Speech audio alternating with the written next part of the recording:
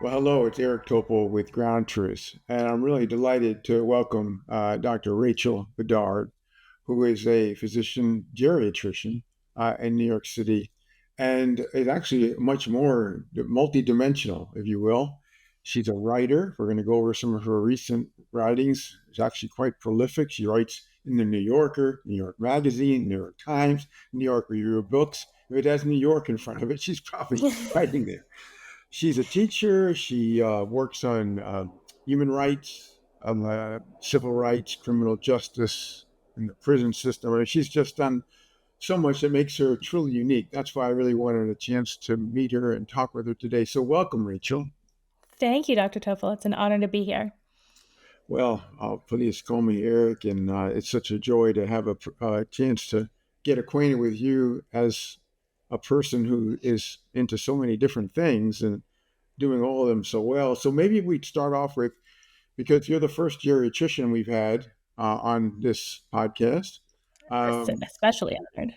yeah, and it's especially apropos now. Um, I wanted maybe to talk about your practice, how you got into geriatrics, and then we'll talk about the piece you had earlier this summer on aging. Sure. I went into medicine to do social justice work, and I was always on a funny interdisciplinary track. I got into the Mount Sinai School of Medicine through what was then called the Humanities in Medicine program, which was an early acceptance program for people who were humanities focused undergrads but wanted to go into medicine. So I always was doing a mix of sort of politics and activist focused work, humanities and writing, but was always interested in being a doctor. And then I did my residency at the Cambridge Health Alliance, which is a social medicine program in Cambridge, Massachusetts, and my chief residency there. And I loved I loved being an internist, but I especially loved taking care of complex illness. And I especially loved taking care of complex illness in situations where the decision making, there was no sort of algorithmic decision making, where you were doing incredibly sort of complex patient centered shared decision making around how to come up with treatment plans, what the goals of care were. I liked taking care of patients where the whole family system was sort of part of the care team and part of the patient constellation. I loved running family meetings. I was incredibly lucky when I was a senior resident and chief resident. I was very close with Andy Billings, who was one of the founders of palliative care and in the field, but also very much started the program at MGH. And he had come to work at Cambridge Hospital in his sort of semi-retirement, and we got close. And he was a very influential figure for me. So all of those things conspired to make me want to go back to New York to go to the Sinai has an integrated geriatrics and palliative care fellowship where you do both fellowships simultaneously. So I came to do that and just really loved that work and loved that medicine so much. There was a second part to your question, but Well, I don't and remember so what it was. is that where you practice geriatrics now? No, now I have ever since finishing fellowship had very unusual practice settings for a geriatrician. So following resident right out of fellowship, I went to work on Rikers Island in the New York City jail system. And I was the first jail-based geriatrician in the country, which is a sort of uncomfortable distinction because people don't really like to think about there being a substantial geriatric population in jails, but there is. And I was incredibly lucky when I was finishing fellowship. There was a lot of energy around jail healthcare in New York City. And I wrote the guy who was then the CMO and said, "Do you think you have an aging problem?" And he said, "I'm not sure, but if you want to come find out, we'll make you a job to come find out." And so that was an incredible opportunity for someone right out of fellowship. It meant stepping off the sort of academic track. But I went and worked in jail for 6 years and took care of older folks and people with serious illness in jail. and then left Rikers in 2022. And now I work in a safety net clinic in Brooklyn that takes care of homeless people or people who have serious sort of housing instability. And that is attached to Woodhull Hospital, which is one of the public hospitals in New York City. And there I do a mix of sort of regular internal medicine primary care, and but I preferentially see the older folks who come through, which is a really interesting, painful, complicated patient population, because I see a fair amount of cognitive impairment in folks who are living in the shelter system. Yeah. And that's a really hard problem to address. Well, there's a theme across your medical efforts, it seems to me, that you look after the neglected folks, the prisoners, the old folks, the homeless people. I mean, that's kind of you. It's pretty impressive. And there's not enough of people like you in the medical field now. No less do you do that, but of course, you are, very impressive author, writer, and of many topics I want to get into with you. These are some recent essays you've written.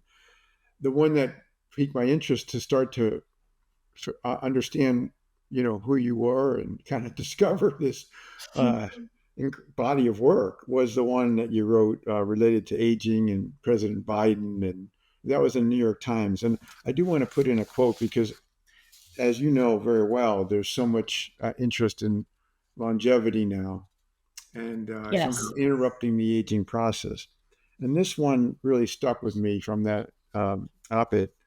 Time marches forward, bodies decline, and the growing expectation that we might all live in perfect health until our 100th birthdays reflects a culture that overprizes longevity to the point of delusion. So maybe if you could tell us, that was a rich piece. You got into frailty. You related it to the issues that were surrounding President Biden, who at that time had not withdrawn from the race. But That's right. what were you thinking, and what are your thoughts about the ability to change the aging process? I'm very interested in, I mean, I'm incredibly interested in the science of it. And so, so, so I guess I think that there are a few things. So one thing is that the framework that the part that gives me pause the most is this framework that anything less than perfect health is not a life worth living. So if you're going to have a long life, that life should not just be long and sort of healthy in relative terms to your age cohort, but healthy that when you're 80, you should feel like you have the health of a 45-year-old, is my sort of understanding of the culture of the longevity science. And while I understand why that's aspirational and like everybody, worry about my body's decline, I think it's a really problematic thing to say that sick bodies or bodies that have disability or people who have cognitive difference are somehow leading lesser lives or lives that are not meaningful or not worth living. I think it's a very, very slippery slope. It puts you in a place where you, it sort of comes up against another trend in, or another sort of emerging cultural trend, which is really thinking a lot about physician-assisted suicide and end-of-life choices. And that, in some ways, that conversation can also be very focused on this idea that there's just no way that it's worth living if you're sick. And that's just not true, I think. And that's not true. That's not been true for many, many, many of my patients, some of whom have lived with enormous disability and incredible burden of illness, people who are chronically seriously ill and are still leading lives that, for them and for the people who love them, are filled with meaning. So that's my concern about the longevity stuff. I'm interested in the science around the longevity stuff, for sure. I'm interested in, I think we're living in this really interesting moment where there's so much happening across so many of the sort of chronic disease fields, where the things that I think have been leading to body decay over the last several decades, for the majority of the population, we're sort of seeing a lot of breakthroughs in multiple fronts all at once. Yes. Um, and that's really exciting. I mean, that's Yes. really exciting. And so certainly if it's possible to make it to 100 in wonderful health, that's what I'd wish for all of us. But um, to hold it up as the standard that we have to achieve, I think is both unrealistic and a little myopic. Yeah, well, I certainly agree with that, and I think that that particular essay, resonated so well, and you really got into frailty and the idea about how it can be potentially prevented or markedly delayed, and I think before we move on to one of those breakthroughs that you were alluding to, any comments about the inevitability of frailty in people who are older, who at some point start to get the dwindles, if you will. What do you have to Yeah. say about that?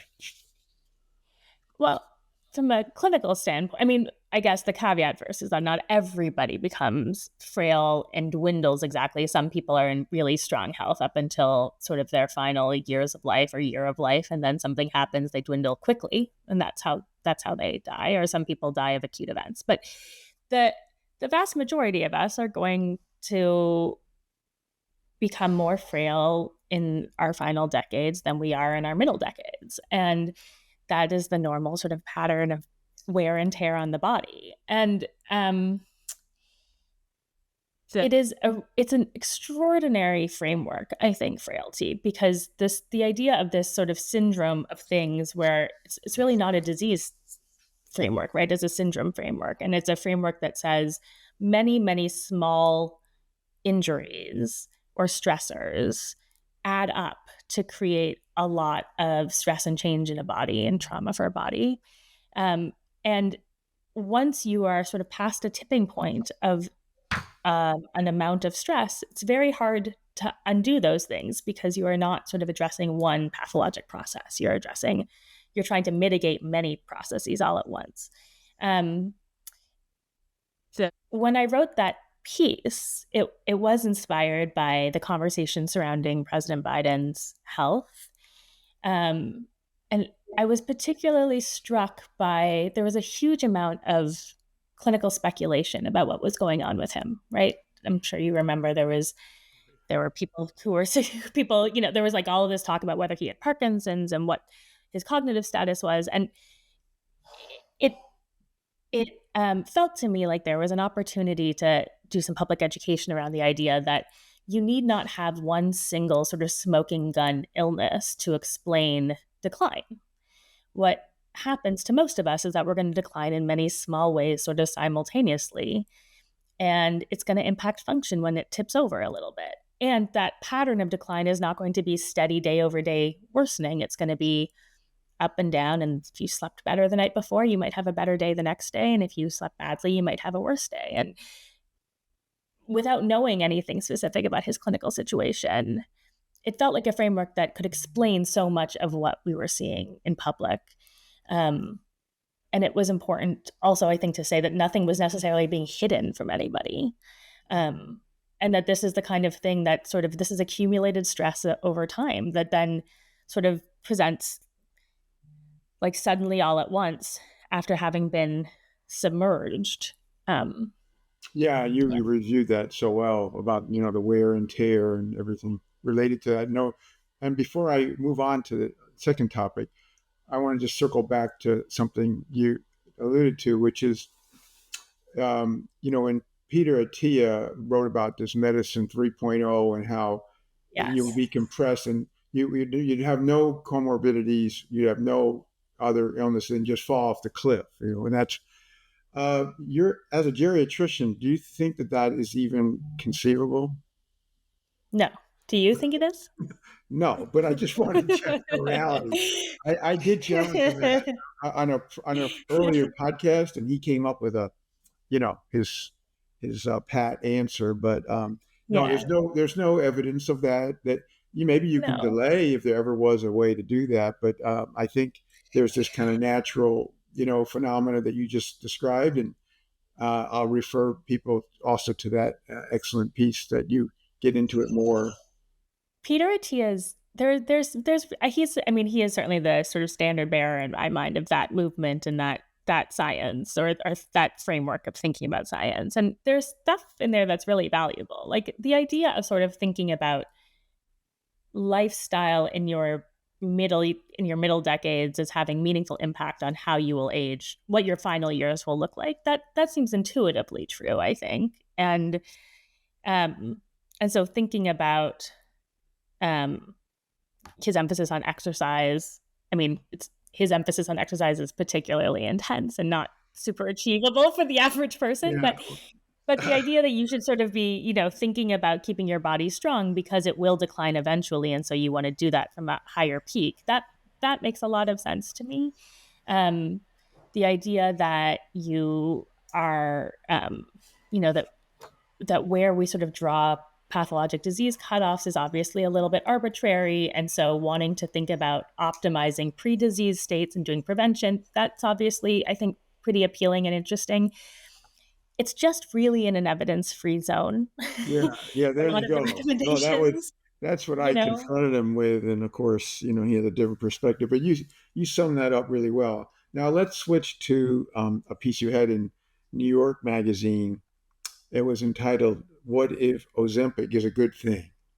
And the reason, of course, this ties into the first thing we're discussing is there's even talk now, the whole GLP-1 family of drugs with the Right. dual triple receptors, pills to come, that we're going to be able to interrupt a path towards Alzheimer's and Parkinson's. And obviously, we've already seen impact in heart disease and liver disease, kidney disease, and way before that, diabetes and obesity. So, what are your thoughts? Because you wrote a very interesting, you provide a very interesting perspective when you wrote that one.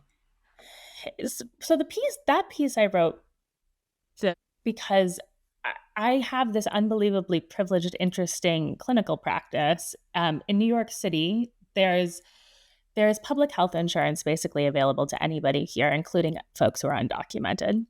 And the public hospital system has pharmacies that are outpatient pharmacies that have, and New York Medicaid is very generous, and they they arranged through some kind of brilliant negotiating, I don't quite know how, to make um, Ozempic, to make semaglutide available to people who met criteria, which meant diabetes plus obesity, Mm, but that we could prescribe it even for our very very poor patients, and that mm, they would be able to get it reliably. That it would not be right. That we would have it in stock. And so I don't know how many other practices in the country are able to reliably provide yeah, GLP-1s to marginalized folks like that. Like I think it feels like a really rare opportunity and a very yeah, distinct yeah. perspective. And it has just been it is just the most amazing thing, I think, to have this class of drugs come along that, as you say, addresses so many problems all at once with, at least in my prescribing experience, a relatively mild, tolerable side effect profile. I have not had patients who have become incredibly sick with it. And uh, for folks where making that kind of impact on their chronic illness is so critical to not just their longevity, but like the their disease status interacts so much with their social burden, right? And so it's a very meaningful intervention, I think, around poverty, actually. Right, right. And so much of or I really feel that almost all of the popular press about it has focused very much on use amongst the wealthy, um, and who's getting it off label and how are they getting it and which celebrities are taking it and how does it sort of what are the implications for eating and diet culture and for people who have eating disorders, and that's a set of questions that's obviously sort of interesting, but it's really interesting in a very rarefied space. um, there's an unbelievable diabetes epidemic in this country, and the majority of people who have diabetes are not the people who are getting written about over and over again in those pieces. It's the patients that I take care of, and those people are at risk of ending up on dialysis or getting amputations. And so having a tool this effective is really miraculous feeling to me. Well, it really gives me some hope because I don't know any program like that one, which is the people who need it the most. It's getting provided for them. And Yeah. we have been talking about a drug that costs $1,000 a month. It may get down to 500 a month, but that's still a huge cost. Hmm. And of course, there's not much governmental coverage at this point. There might be some more for Medicare, Medicaid, whatever in the future. But it's really the original criteria of diabetes, and it took almost 20 years to get to the where we are right now. So Hmm. what's so refreshing here is to know that there's at least one program that is helping to bridge the inequities and to not make it as was projected, which was, as you say, for celebrities and wealthy people more exclusively. So that's great. And we still don't know about the diverse breadth of these effects. But as you well know, there's trials in Alzheimer's. I spoke to Steve Horvath recently on the podcast, and he talked about how it's reset the epigenetic clock. Look one. Does he think so? Whoa, he there was evidence that just presented about that. I said, well, if that does correspond to an aging, the thing that we spoke about first, that would be Very wow. exciting. Yeah, It was yeah, so wild. I mean, it is so, it's so exciting. It's so exciting to me on so many levels. And one of them is it's just exploding my mental model of disease pathogenesis and how, and it's making me think, oh my goodness, I have zero idea actually how metabolism um and the brain uh and sort of cardiovascular disease, like all of those things are obviously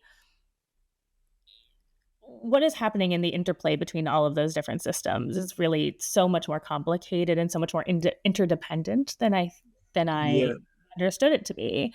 Um, I'm really optimistic about the Alzheimer's trial. I really I'm excited for those results, and I think we're going to keep seeing that it prevents different types of tumors.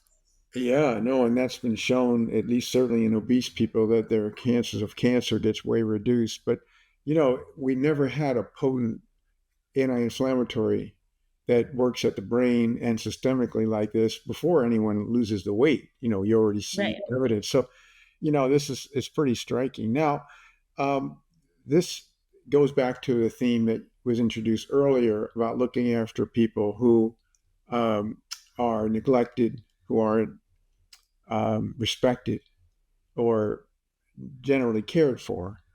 And I wanted to now get into long COVID and the piece you wrote in the New Yorker about listening to patients. What would it mean for scientists to listen to patients? And maybe you can talk about myalgic encephalitis, chronic fatigue, and of course long COVID because that's the one that is so pervasive right now. As to the fact that these people don't get respect from physicians. They don't want to listen to their ailments. They don't. There's no blood test, so there's no way to objectively make a diagnosis. Supposedly, and they're basically often dismissed, or their suffering is discounted. Maybe you can tell us again, what you wrote about earlier this year, and any updated thoughts. Have you had my friend Harlan Krumholtz on the show to talk No, about the Listen no, not study? not yet. I know Harlan very well. Yes. And I know So Akiko Iwasaki very well too. They were very close. yeah, so Akiko Iwasaki and Harlan Krumholtz at Yale have have been running this research effort called the Listen Study, and I first learned about it in sometime in maybe late 2021. And I had been really interested in sort of the emerging discourse around chronic illness and long COVID, sort of in the 2021, like so when we were past the most acute phase of the pandemic, and we were seeing this long tail of sequelae in patients, and the conversation had really shifted um, to one that was about sort of trying to define this new syndrome, trying to understand it, trying to figure out whether how you could diagnose it, like what were we seeing sort of emerge, how are we going to draw boxes around it. And I was so interested in the way that this syndrome was really patient created, right? It came out of patients identifying their own symptoms and then banding together much, much faster than any kind of institutional science can ever work, right? Getting into message boards together or whatever and doing their own survey work. Um, and then coming up with their own descriptive techniques about what they were experiencing. And then beyond that, looking into the literature and thinking about the treatments that they wanted to try for themselves, right? Like the patients were sort of at the forefront of every step of recognizing, defining, describing this illness presentation, and then thinking about what they wanted to be able to do for themselves to address it. And that was really interesting to me. That was incredibly interesting to me. And it was also really interesting because by I don't know exactly when, 2021 or 2022, it was already a really tense landscape where it felt like there were real factions of folks who were in conflict about what was real and what wasn't real, how things ought to be studied, who ought to be studying them, what would count as evidence in this realm. And all of those questions were just really interesting to me. And the Listen study was approaching them in this really thoughtful way, which was Harlan and Akiko sort of partnering really closely with patients who enrolled. And it's a decentralized study, and people could enroll from all over the world into uh, there's a portion of patients who do have their blood work evaluated, but you can just sort of you can also just complete surveys and have that data count towards it. And those folks could be from anywhere in the world. Harlan did this amazing, amazing work to figure out how to collect blood samples from all over the country that would be drawn at home for people. So they were doing this decentralized study where people from their homes, from within the sort of circumstances of their lives around their chronic illness, could participate, that was really amazing to me. And then they were partnering really thoughtfully with these patients just to figure out what questions they wanted to ask, how they wanted to ask them, and to try to capture a lot of sort of multimodal data all at once. So survey data, journaling, so people would could write about their own experience in a free-form journal. They were collecting blood samples. And it seemed to be, and they were holding these town halls, and the town halls were on a regular basis. Harlan and Akiko anybody who was in the study could log on to a Zoom or whatever, and Harlan and Akiko and their research staff would talk about how things were going, what they were working on, what questions they had, what the roadblocks were. And then they would answer questions from their participants as the study was ongoing. And I didn't think that I had ever heard of something quite like that before. Have you ever heard of anything? No, I mean, I think just as important to underscore, this was the first condition that was ever patient-led, named, and basically the whole path was laid by the patient. So yes, and everything you summarize is so well as to the progress that's been made. Certainly Harlan and Akiko are some of the people that have really helped lead the way to do this properly, as opposed to, unfortunately, $1.5 billion that has been put to the NIH for the recover efforts that haven't yet led to even a significant clinical trial, no less a validated treatment. But I did think it was great that you spotlighted that, just because, again, it's thematic. And that gets me to the fourth dimension, which is you're the first prison doctor I've ever spoken to. Oh. Okay. And you also wrote a piece about that, disillusionment of a Rikers Island doctor in the New Yorker, I think it was. Yeah. And I wonder if you could tell us, firstly, that now we're 4 years into COVID. You were, for a good part of that, at Rikers Island, I guess. I was, yeah. Yeah. And, what could be a more worrisome spot to be looking after people with COVID as in a prison. So maybe you could just give us some insight about all that.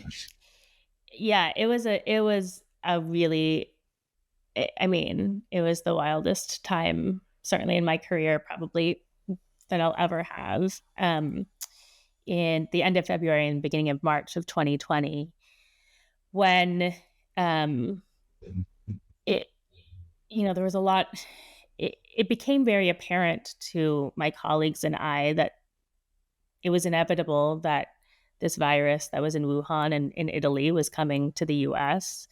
Um, and jails are, we sort of jokingly describe them as the worst cruise ships in the world. They are closed systems where everybody is eating, sleeping, going to the bathroom, everything on top of each other. There's an incredible amount of excess human contact in jails and prisons because people don't have freedom of movement and they don't get to do things for themselves. So every single, somebody brings you your mail, somebody brings you your meals, somebody brings you your medications. If you're going to move from point A to point B, an officer has to walk you there. And uh, there's not, so for an illness, for a virus that was going to spread through what we initially thought was droplets and then found out was not just droplets, but airborne, it was an unbelievably high risk setting. It's also a setting where folks tend to be sicker than average for their Mm-hmm. age. That Mm-hmm. people bring in a lot of comorbidity, to the setting. Um, it, and it's not a setting that does well under stress, right? I mean, jails and prisons are places that are sort of constitutionally violent, um, and they're not systems that adapt easily to emergency conditions. And the way that they do adapt tends to be through repressive measures, which tends to be violence producing rather than violence quelling. And so it was just an incredibly scary situation. And uh, in mid March, Rikers Island, the island itself, had the highest COVID prevalence of anywhere in the country because New York City was the epicenter and Rikers was really the epicenter within New York. And um, it it was a wild, wild time. Our first seriously ill patient who ended up getting hospitalized, that was at that time when people we really didn't understand very much about what COVID looked like. And there was this guy sitting on the floor and he said, I don't know, I can't really get up. I don't feel well. And he had a O2 sat of 75 or something. Like, he was just incredibly hypoxic. And it's a very scary setting for that kind of thing, right? It's not a hospital, it's not a place where No. you can do, you can't deliver ICU level care in a place like that. So we were also really worried about the fact that we were going to be transferring all of these patients to the city hospitals, which creates a huge amount of extra burden on them because an incarcerated patient is not just the incarcerated patients, the officers who are with that person, right? And there are special rules around them. They have to be in special rooms and all of these things. So uh, it was just a huge systems crisis and really painful. And we early on, our system made a bunch of good guesses. And one of our good guesses was that we should or one of our sort of good calls that I entirely credit my bosses with is that they understood that we should advocate really hard to get as many people out as we could get out because trying to just sort of manage the population internally by moving people around was not going to be effective enough, that we really need to sort of decant the setting. Mm-hmm. And I had done all of this work, this compassionate release work, which is work to get people who are sick out of jail so that they can get treatment and potentially die in a free setting. And uh, and so I was sort of involved in trying to architect getting folks who were sort of low enough security risks out of jail for this period of time because we thought that they would be safer. And 1,500 people left Rikers in the matter of about 6 weeks, Yeah. Wow. um, which Wow. was a wild, wild thing. Yeah. Um, and it was just a very crazy time. Yeah. Well, the word compassion and you go together exceptionally well. Thank I you. think if we learn about you through your writings, that really shines through, and how what you've devoted your care for people in these different domains. This is just a sampling of your writings, but I think it gives a good cross section. What makes you write about a particular thing? I mean, obviously the Rikers Island, you had personal experience, but like, why would you pick Ozempic, or why would you pick other things? What stimulates you to go after a topic? I'm interested in so sometimes a lot of what I write about relates to my personal practice experience in some way, either to geriatrics or death and dying, or to the criminal justice system. I've written about people on death row. I've written about geriatrics and palliative care in sort of a bunch of different ways. Um, I am interested in topics in medicine where um, there is some sort of there's things are not yet settled, and there's an there's it feels very um, of the moment. Like I'm interested in sort of what the discourse is around medicine and healthcare, and I'm interested in places where I think the discourse, not just that I'm taking a side in that discourse, but where I think the framework of the discourse is a little bit wrong. And I certainly feel that way about the Ozempic discourse, and I felt that way about the discourse around President Biden. Um, that we're having not just a conversation that I have a strong opinion about, but a conversation that I think is a little bit askew from the way that we ought to be thinking about it. Yeah, and what I love about each of these is that you bring all that in. You have many different points of view, and objective support for, it's they're balanced. They're not just trying to be persuasive about one thing. So you're, as far as I know, you're extraordinarily unique. I mean, we all are unique, but you are, with a few standard deviations, Rachel. Yeah, you cover bases that are, as I mentioned, that are new to me in terms of certainly this podcast, which has been going on for now a couple of years. That is covering the field of both geriatrics, and having been on the corrections board and in prison, particularly at a most um, scary time ever to be working in a prison as a physician. And I guess the other thing about you is this drive, this humanitarian theme of, you really are you. I take it you came from Canada and I you did. migrated to a country that has no universal health. That's Do you right. ever think about the fact that this is a pretty pathetic situation here, that I we're, do. I think about it all the time. in our lifetime we'll probably never see universal health care, and then if you just go a few miles up north, you pretty much have that. Yeah, it is. It is a why. I mean, it was really that if you've lived in a place that has universal health care and you come here, it's really sort of hard to ever get your mind around. And uh, and it has been an absolute sort of possessing obsession of my entire experience in the U.S. I've now been here for over 20 years, and still think it is an unbelievably um, uh, it's a especially I think if you work with marginalized patients, Hmm. you Hmm. know how much their lack of access compounds the difficulty of their lives and their inability to sort of stabilize and feel well and take care of themselves. It's really frustrating. Yeah, yeah. Well, I guess my last question to you is, you have weaved together a career that brings humanities to medicine. That doesn't happen that often. What's your advice to some of the younger folks in healthcare as to how to pull that off? Because you were able to do it, and it's not easy. My main advice when people ask me about this is that, um, so, especially to students and to residents who are often the people who are asking, is to write when you can, or pursue your sort of humanities interests, your critical interests, whatever it is that you're doing.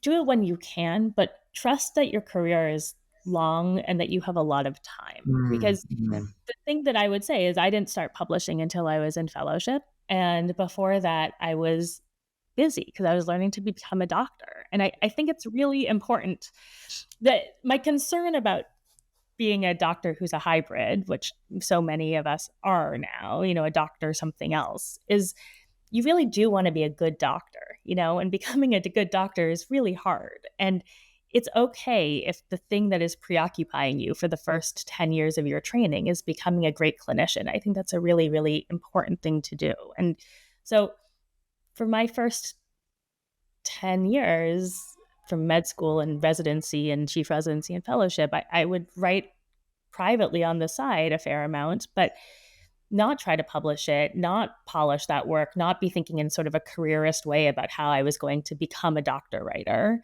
um, because I was becoming a doctor, and that was really preoccupying.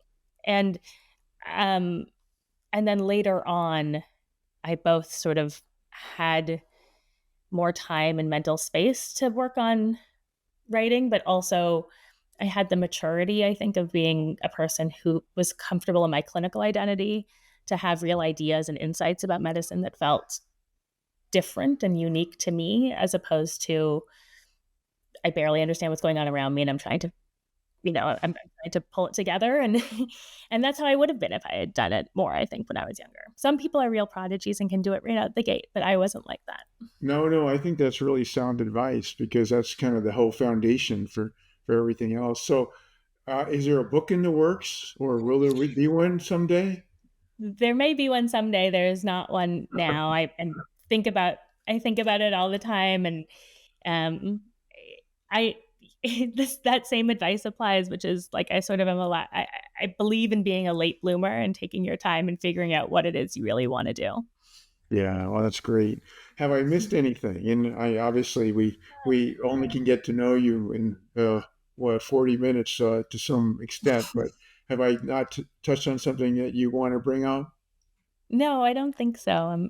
Thank you for this conversation. It's been lovely. No, I really enjoyed it. I'll be following your career. It's extraordinary already, and you've Thank you. got decades ahead to make an impact. And obviously, be thinking of all these patients that you look after and have in the past. Yeah, Just extraordinary. So, what a joy to talk with you, Rachel. And I hope we'll have a thank chance to do you. that again in the times ahead.